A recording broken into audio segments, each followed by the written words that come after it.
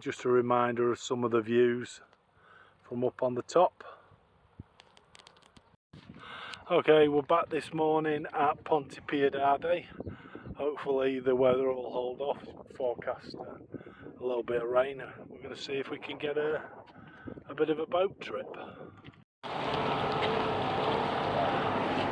So we're on a boat trip now. We're going to have a little bit of a look around these rocks.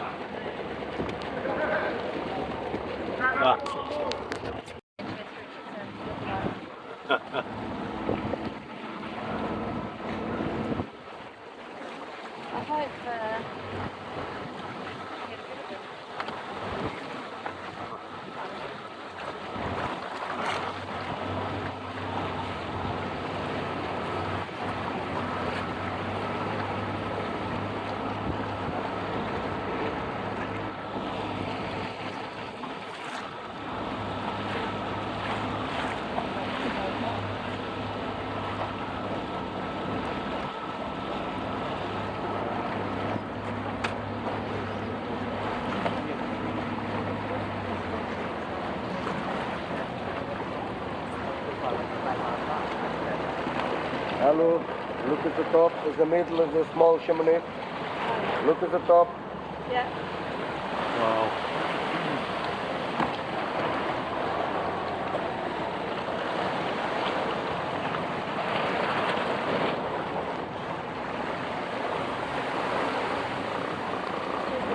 Wow.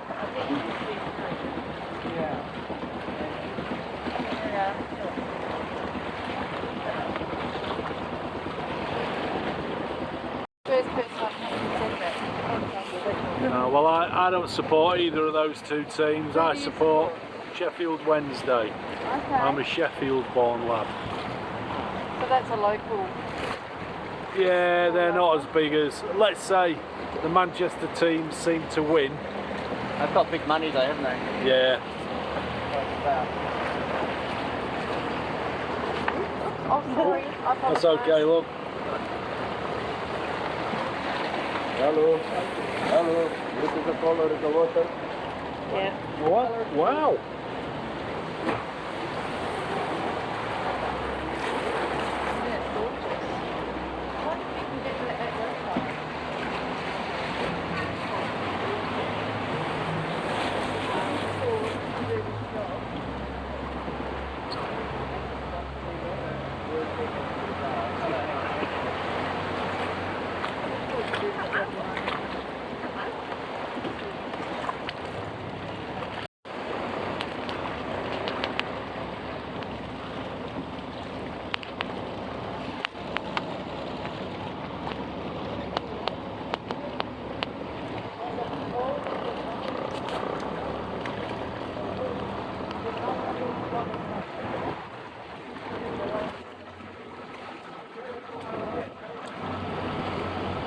Wow. What deal?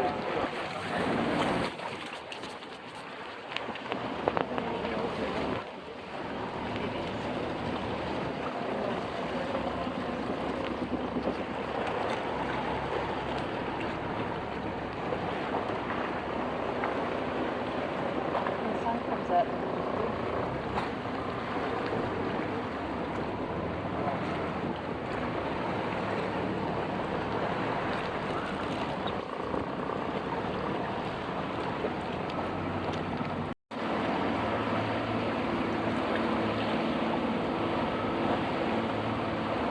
Birds, that's good.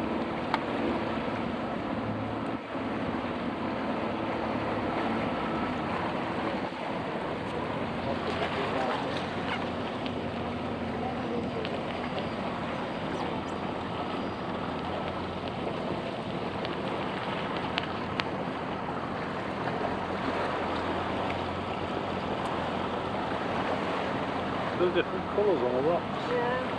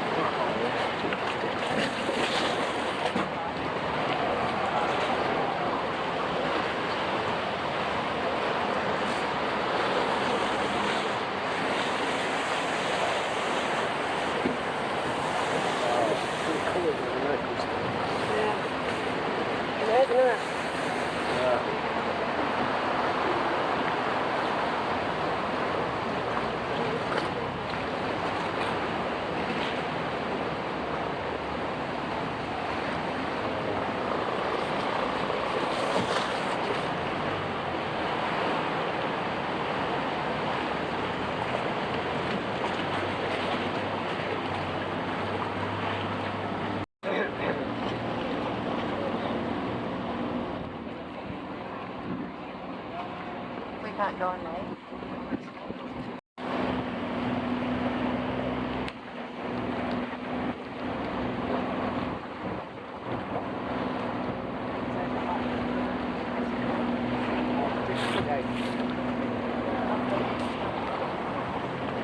Skull. Oh, You could just see it that on one. the... No, there, in front. Oh, yes.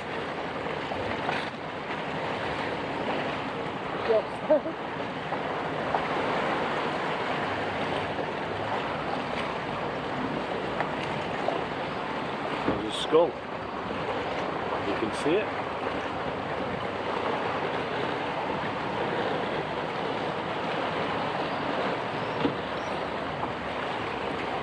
Colours are spectacular, aren't they? They look great through the video thing, don't they?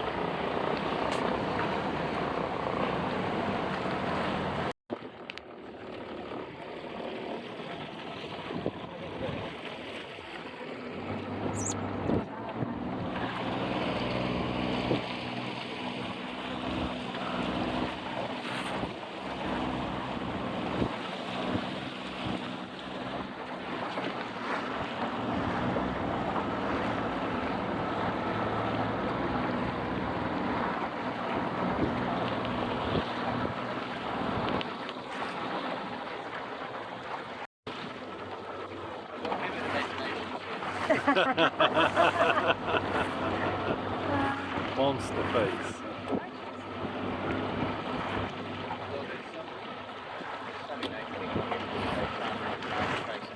Yeah.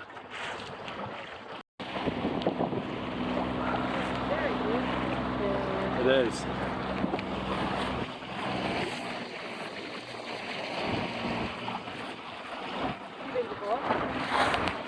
I have been here.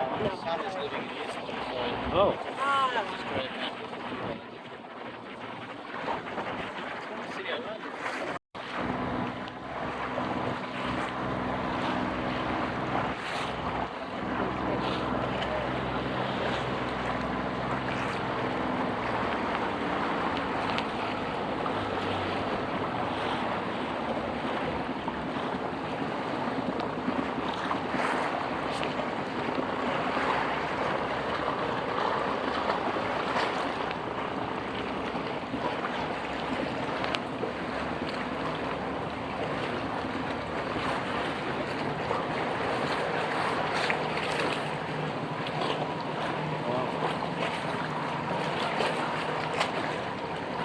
Get off here and come back.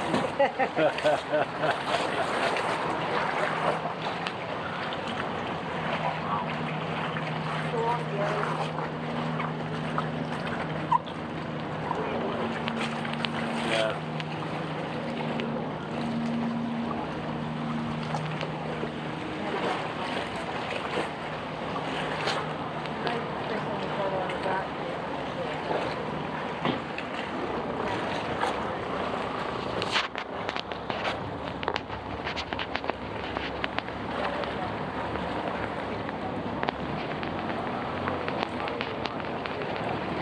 Fabulous, isn't it?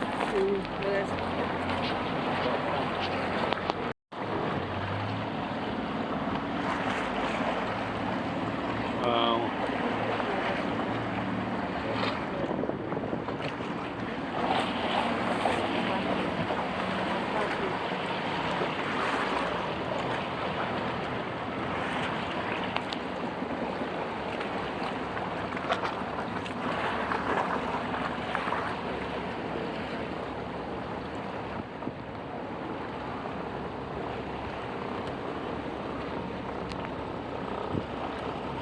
Hello. And look at that elephant. Ah. Hello. Oh, Front. yeah. Front.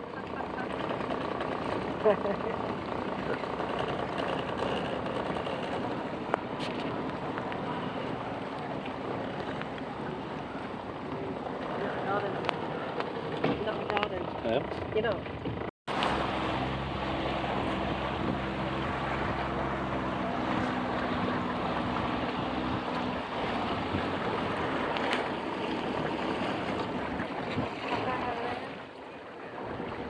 Hello. Look at the top is a rock, look at the face is a King Kong. Un momento. There's the trunk, face, look at the big smile. Oh, yeah, I've just got it. Hello. Yeah, Hello. King Kong, On that side. Oh, that's King Kong. right on the top. Yeah, yeah. Right at the top. That's a bit more convincing. No, I'm not seeing that one. Especially chiseled. Oh, yeah, I do, Oh, yeah.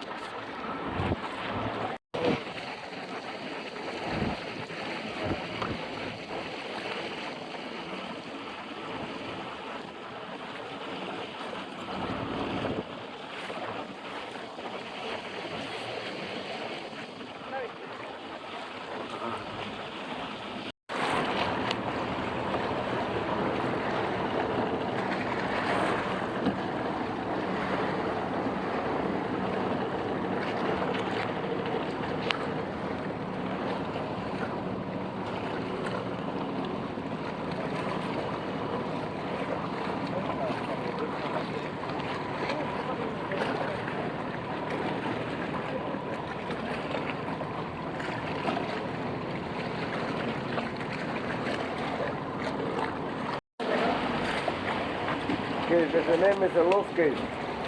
Love Cave. Roof cave.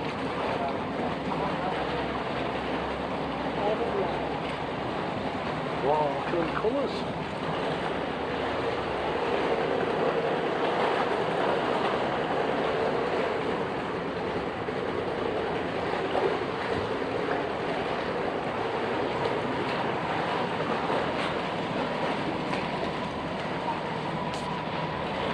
Clear the water is. Wow. It's very. So clear. Yeah.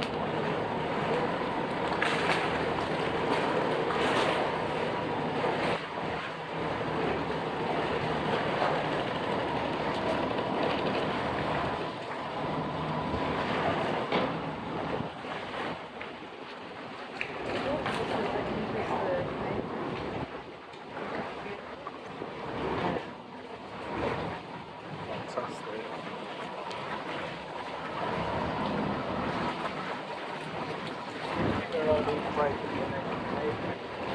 That's quite cool.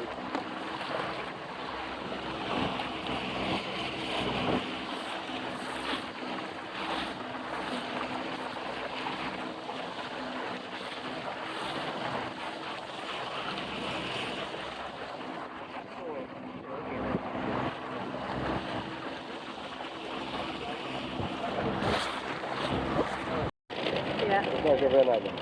Elephant. Hello. Come on. Yeah. You look. Right, Yeah, elephant, yeah, see it. Sounds like a little rock into glass. Yeah.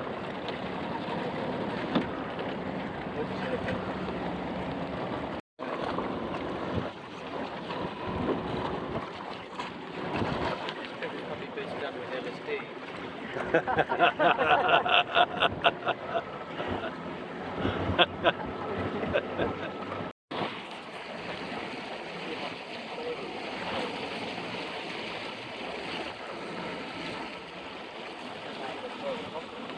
all looks like it's about to crumble away, doesn't it? Yeah.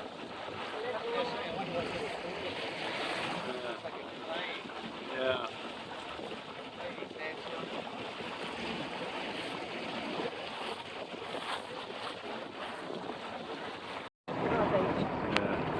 Canelo Beach.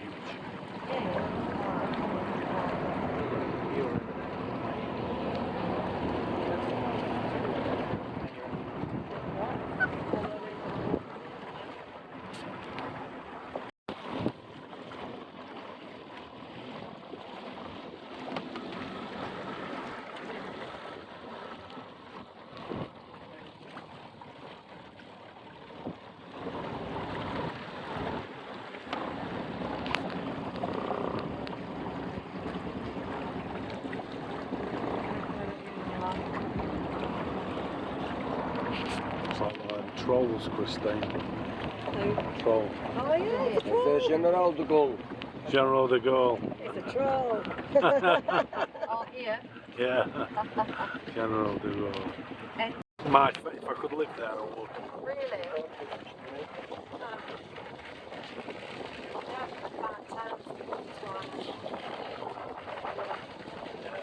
Have you seen the Northern Lights?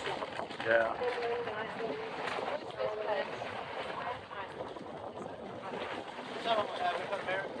Oh, definitely go to we want to go back. And what month did you go? Bit of Christmas we're going to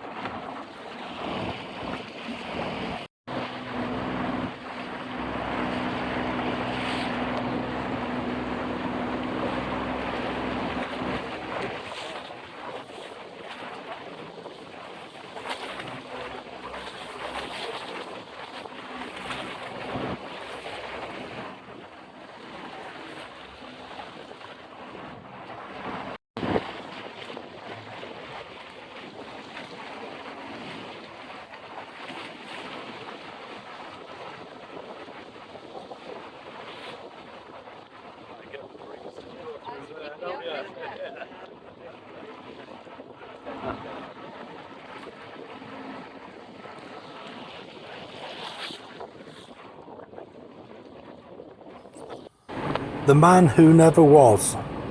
The aim of Operation Mincemeat was to allow documents pertaining to Allied operations in the Mediterranean to fall into the hands of German military intelligence, to mislead them regarding the target of the intended invasion of southern Europe.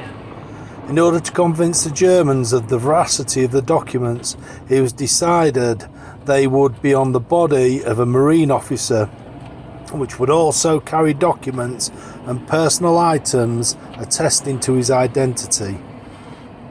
Finding a usable body had been difficult, as indiscreet inquiries would cause talk, and it was impossible to tell a dead man's next of kin what the body was wanted for. A suitable body was identified and considerable effort was made to create Martin's persona. Identity cards and discs, personal letters, a photograph of a fiancée, St. Christopher medal, some bills and a theatre ticket.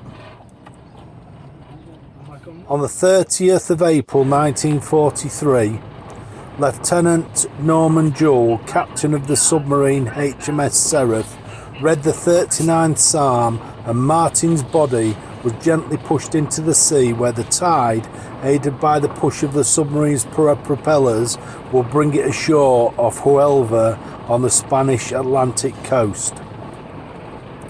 Attached to Martin's body was a briefcase containing secret documents that had been fabricated by the British Security Service. The purpose was to make the German intelligence, which was known to have operatives in Huelva, think he'd been a courier delivering documents to a British general. The documents were crafted to deceive the Germans into thinking that the British were preparing to invade Greece and Sardinia rather than Sicily. Martin's body was picked up by a fisherman, and as planned, the documents he was carrying found their way into the hands of the German intelligence. The operation was judged a success, as the invasion of Sicily was accomplished more easily and quickly than its planners had anticipated. Ewan Montague, the officer in charge of Operation Mincemeat, was faced with the task of finding a body to give substance to the persona of William Martin. In this he was assisted by Bentley Purchase, the coroner of St Pancras district. Several different accounts of this have been given. In Montague's book, The Man Who Never Was, written in 1953, he states that in 1942 there was no shortage of bodies, but none they felt they could take. He states that the body of a young man who had died of pneumonia was found, and that permission to use the body was given. The body was released on the condition that the man's real identity would never be revealed. However, historian Ben McIntyre states that the dead man's parents had died and no known relatives were found. Anna Pucker states that neither of Montague's claims that the man died from pneumonia and the family had been contacted and the permissions obtained were true. Montague states that the body was released on the condition that the man's identity would never be revealed. However, in 1996, Roger Morgan, an amateur historian from London, uncovered evidence in the public records that the identity of the corpse was a Welshman named Glyndŵr Michael. Michael was born in Abergwaun, Monmouthshire in South Wales. Before leaving the town, he held a part-time job as a gardener and labourer. His father, Thomas, a coal miner, killed himself when Michael was 15, and his mother died when he was 31. Homeless, friendless, depressed, and with no money, Michael drifted to London, where he lived on the streets. Michael was found in an abandoned warehouse close to King's Cross, seriously ill from ingesting rat poison that contained phosphorus. 2 days later, he died at the age 34 in St Pancras Hospital. His death may have been suicide, although he might have simply been hungry, as the poison he ingested was a paste smeared on bread crusts to attract rats. After being ingested, phosphide reacts with hydrochloric acid in the stomach, generating phosphine, a highly toxic gas. Purchase explained this dose was not sufficient to kill him outright, and its only effect was to impair the functioning of the liver, that he died a little time afterwards. When Purchase obtained Michael's body, it was identified as being in a suitable condition for the man who would appear to have floated ashore several days after having died at sea by hypothermia and drowning.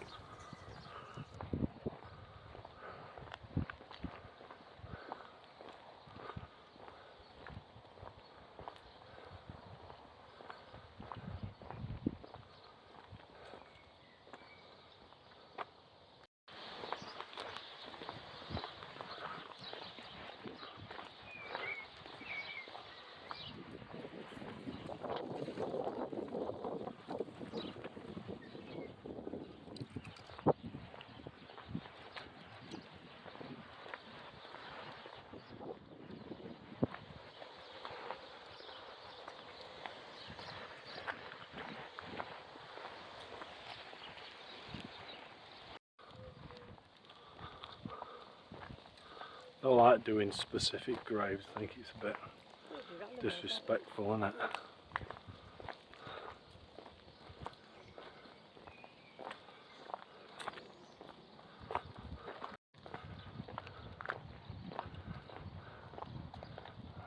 To walk down the line.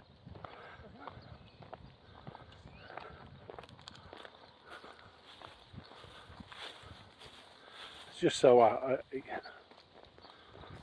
Major William Martin is buried here in Huelva. The strange thing is he wasn't a major, he was a captain acting up as a major. And the other thing was, his real name isn't William Martin either. Once this was found out, this grave was changed, and at the bottom of the grave it's got his true name. Glendower Michael served as acting Major William Martin, Royal Navy.